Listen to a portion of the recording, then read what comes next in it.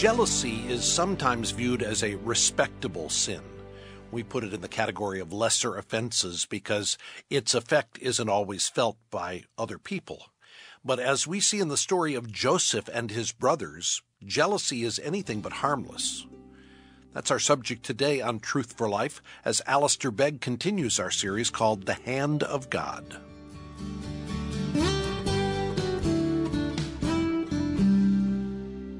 Genesis 37 and verse 2 tells us that Joseph was 17 years old and involved with his brothers in the task of shepherding. We see Joseph here in these verses before us as the object of his father's special interest. Now this is clearly stated in verse 3. Now Israel, that is the new name that was given to Jacob, now Israel loved Joseph more than any of his other sons. That's the fact as it's given to us. Is it right? No, but it's the fact. That is exactly what he was dealing with, and it is exactly what we find before us. Now, we're immediately given an explanation of this. Why was it that he loved Joseph more than any of his other sons? Answer, because he'd been born to him in his old age. Now, in one sense, there's no surprise to this.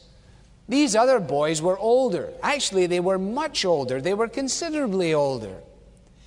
And we might have understood if they had found it in themselves to recognize that it was ultimately no real disservice to them that Joseph had become in some peculiar way the object of his father's love. Calvin put it like this: sons of a more robust age, by dictate of nature, might well concede such a point. And although they clearly didn't share their father's love for their brother, they might have found it in themselves to excuse something of this affection in their dad. Because after all, everybody loves a puppy. And no matter if you've got a beautiful dog that you've had for years and you're walking down the street with it, there's something about a puppy that is attractive.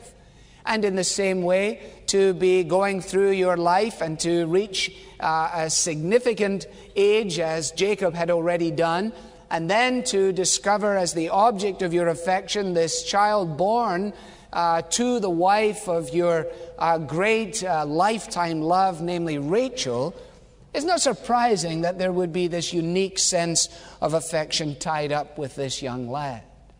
And after all, once the kids grow up a little bit and are able to move around on their own, go places with their friends, then the father is sort of left. And he wonders who he'll spend time with. And here he's given the gift of another boy. And when he goes to the hardware store, this kid comes. And when he goes over to see the man in the farm next door, this boy comes. And just by nature of the ebb and flow of life, there is a unique affinity which is established between the elderly dad and the tender-aged child. Now, there's wrong in it, as we'll see, but that's the explanation of it. And it's not immediately such that we ought to be pointing the finger of criticism. At least I don't feel so. The explanation of this special interest that he was taking in Joseph is then expressed in a gift which he gave him. And we're told of this richly ornamented robe which he had made for him, and which Joseph obviously enjoyed wearing. Why would it be, though, that a coat could engender such hostility? I mean, your mother and father take one of the other children in the house to the mall and they buy them something and they come back. You may be a little bit peeved, but in the back of your mind you say, it doesn't matter, I'll go the next time. Maybe there'll be something for me on that occasion, and you learn to deal with it. It would be of great surprise if somebody showed up with something and it established in your heart the most venomous, brutal, treacherous response. Indeed, if a coat can do that to somebody, they've got a problem that is far deeper than the coat.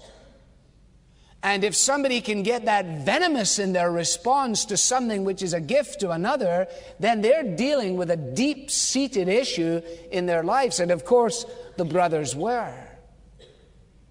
Now, it wasn't so much that the coat was very valuable, although I'm sure it was a very nice coat. Nor was it simply that the coat was a display of their father's affection, because there were other ways in which they were picking that up. But it was that the coat set Joseph in a class apart.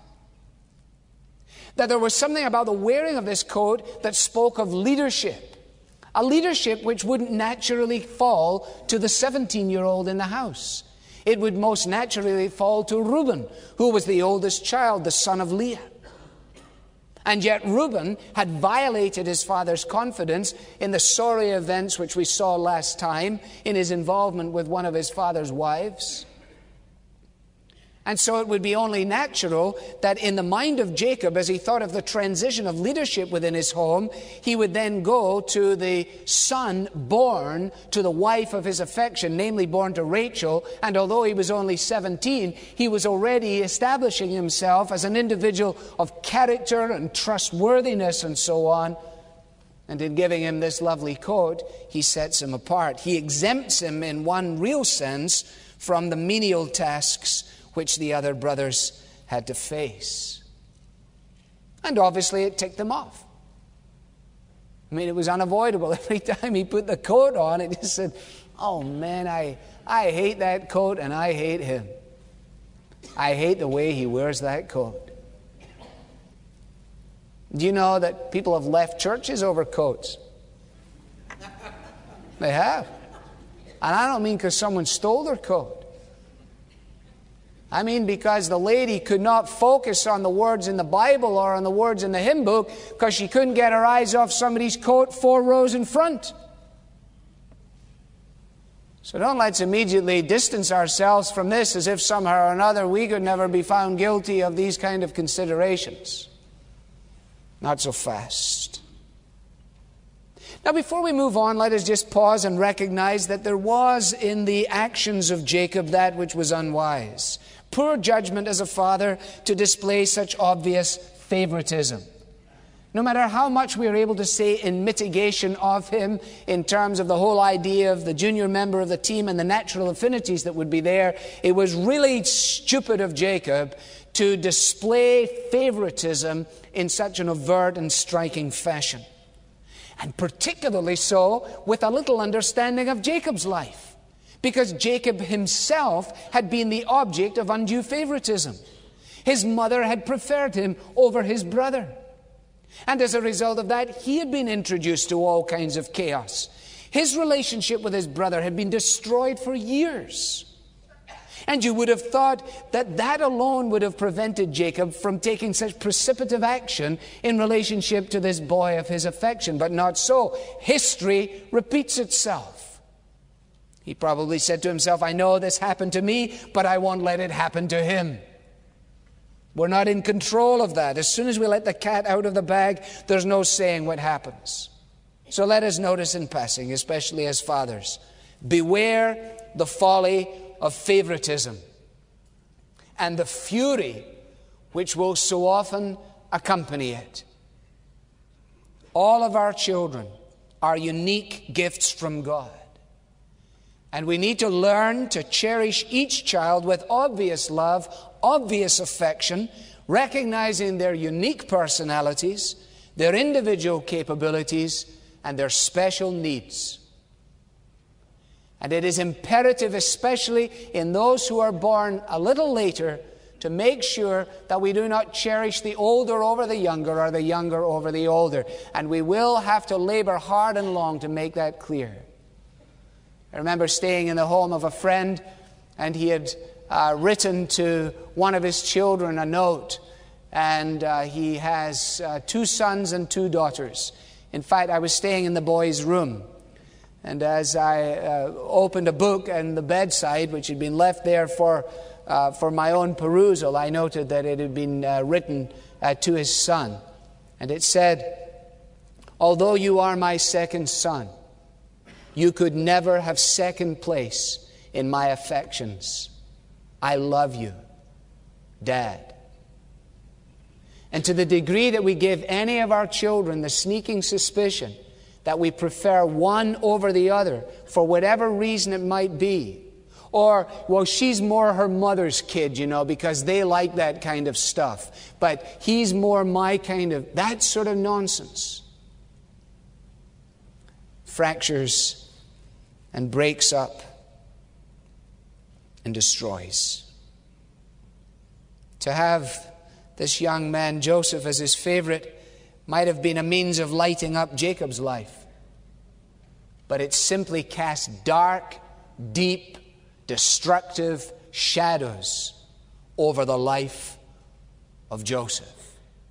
Favoritism within family life is a foolishness that leads to fury. And we see it clearly here. So then, here he is, the object of his father's special interest. Secondly, we notice that Joseph is the object of his brother's jealous hatred. And hatred it is. There's a progression here. We're told that they hated him. In verse 4, they couldn't speak a word to him. In verse 5, they hated him all the more. In verse 8, they hated him all the more, all the more. And in verse 11, they were jealous of him. It wasn't just that they kind of didn't like him. It wasn't that they kept saying to their dad, oh, do we have to take Joseph with us? The way you see kids playing in playing fields, and they're all about the same age, and then there's some poor little tyke, who's hanging around kicking the goalposts and being sent to get the ball from here and sent to get the ball from there. And as part of his punishment from inveigling himself into the process. And they said, oh, do we have to take Joseph again? Goodness gracious, he's such a pain in the neck. It wasn't anything as superficial as that. It wasn't that they just marginally disliked him. They hated him with a passion which was capable of expressing itself, as we see, in the most detestable forms of cruelty. And the narrative makes it clear that there were three contributing factors in relationship to their hatred. Their hatred of Joseph was provoked, first of all, by the bad report mentioned in verse 2. Now, there's little doubt that the closeness that Joseph enjoyed with his dad would, in one sense, encourage this kind of tale-bearing. There is nothing that says here that Joseph was motivated by badness or by unkindness. We may infer that from the text, but not legitimately. It simply says he brought their fathers a bad report. Now, if there was a reason to bring a bad report, that was it. If there wasn't, of course, and he was making up, that was wrong. But the little bit that we've read about these brothers in the last few chapters makes me think that there was plenty of reports to be brought. And indeed, if he only brought them a bad report, that was really very nice of him, because he could have brought lots of bad reports, whatever it was. He came to his dad, and he was no better or wiser than any other teenager who notes with dismay the unacceptable behavior of his older brother. Secondly, they hated him because of this coat. We've mentioned that already. In verse 4, he had this richly ornamented robe. But the reaction to it is disproportionate to any kind of offense. They hated him and could not speak a kind word to him. So in other words, if you imagine them sitting around the table at breakfast time, it was one of those scenarios where the fellow said, Reuben said to his father, would you ask Joseph to pass me the salt? Or could you please tell Joseph that his donkey's in the shed? Or could you please tell Joseph this? But they never gazed in one another's eyes. They never engaged one another in conversation, because the hatred and the jealousy and the venom that was inside these older brothers would just spill out on every occasion. And so they determined it would be better if they kept quiet. Now the root of this is given to us in verse 11. A simple phrase: his brothers were jealous of him. That's it. Flat out, that's the problem. Jealousy. And that's the problem in many families since then, right up until today. How many families are fractured? How many friendships are dissolved? And the root of the disintegration is jealousy. No matter how you try and cloak it up, no matter how you explain it away, no matter what you try to do in mitigation of the facts, the problem is flat out jealousy. There are people who have not written to their brothers or their sisters, called them, spoken to them, done anything with them over significant chunks of time. And although you tell me about why this and that and the next thing, in many cases the problem is in one word: jealousy. It is a monster, a giant that will eat you alive and eat me alive. Jealousy is everybody's problem. The happiness and success of other men is poison to the bloodstream of the jealous. The happiness and success of other men and women is poison in the bloodstream of the jealous. That's why it's easier for you to get demoted in your work than to get promoted. Because when you get promoted, it reveals the character of the people around you. And it's very, very hard for people to come and say, "Oh, I am so pleased that you had such a wonderful promotion, and I'm glad that you passed over me in the pecking order of things," and so on. Very hard to do that. Very hard to do it. Let's just be honest. So before we get up on our kind of spiritual high heels condemning the brothers here, let's just not be too quick in case the baseball hat with jealousy on the front, we find it fits perfectly on our heads, and it's a pro model, and it's the exact size. Wrestlers aren't usually jealous of doctors, and doctors aren't usually jealous of athletes, and pastors aren't usually jealous of golfers. Usually. People tend to be jealous within their own thing, you know. So you get jealous of the people who are doing what you're doing more than you get jealous of someone else. You know, there's a lady who is a fantastic diver, and she dives from 30 meters. You know, it's great. I'm not jealous of that. But pastors, they get jealous of one another. Oh, yes. Well, how many do you have? How many do you have? What was your picture like in the brochure? Did you get the inch picture, or did you get the magnifying glass picture? F.B. Meyer, who was a great preacher, tells of how Campbell Morgan came to preach in the same location as himself, and suddenly there was a drift from the population into Campbell Morgan's congregation and away from Meyer, and F.B. Meyer could hold his own with anyone. And he writes of how envy and jealousy began to grip his soul, and how the only liberation he could find was to pray for Campbell Morgan and to pray that God would bless his ministry, and eventually to pray that God would bless his ministry so much that there wouldn't be enough seats to hold all the people who wanted to hear Campbell Morgan, and then they would come and listen to F.B. Meyer.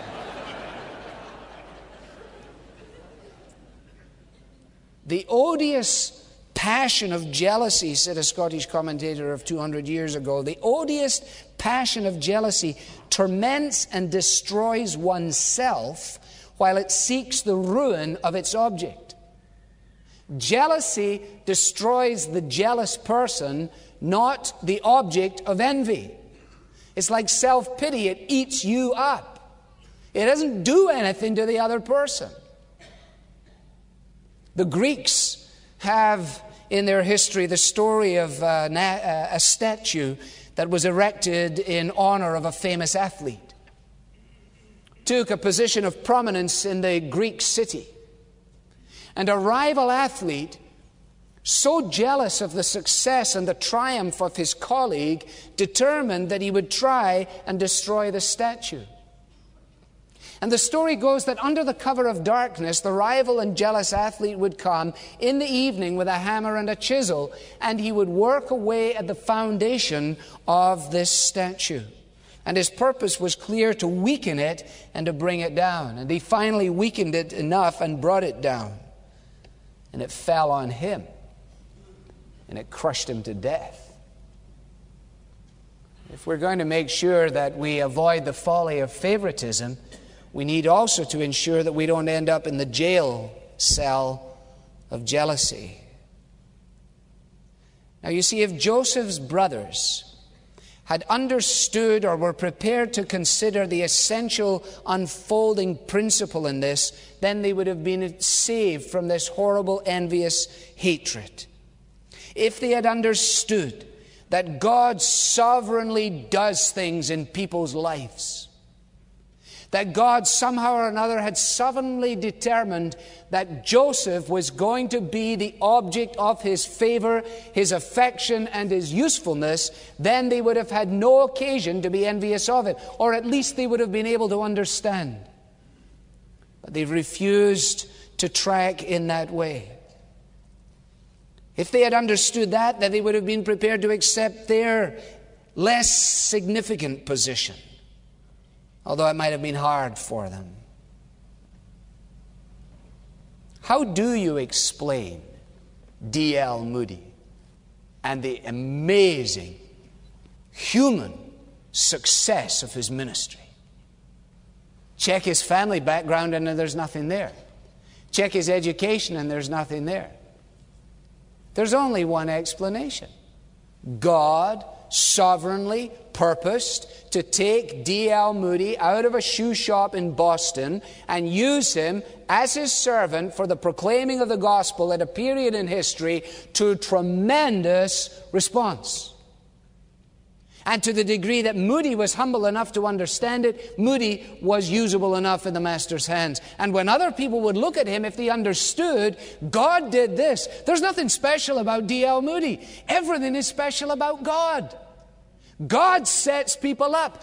God brings people down. Therefore, the people who get set up mustn't get fat heads, and the people who don't get set up mustn't get discouraged. And if the brothers had only clocked on to this, then they would have been saved a lot of heartache. Someone put in a little couplet. It takes more grace than I can tell to play the second fiddle well. That's the hardest spot on the team. The second spot. The fact of the matter is, we can all translate this into whatever arena of life we find ourselves in this morning. Academics, craftsmanship, art, journalism, business, homemaking, decorating, whatever it might be. God is the one who sets up and brings down. And it's all in 1 Corinthians 4:7. What do you have that you did not receive? Nothing. Then if you received it, why do you glory as if you didn't receive it?